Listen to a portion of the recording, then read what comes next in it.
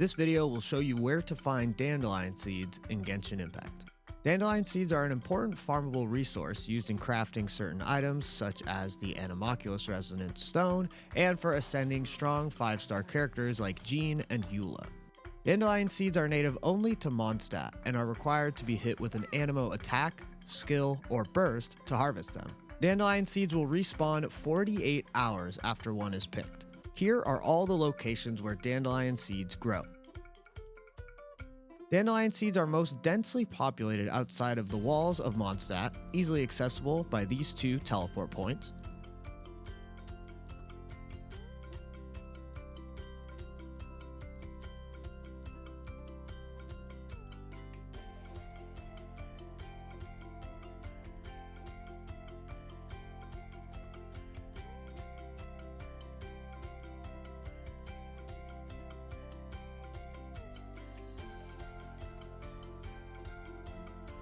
And atop this cliff between Stone Gate and the Dawn Winery. The quickest way to get here is by teleporting to the Stone Gate teleport point and using a geo structure to activate the wind draft here.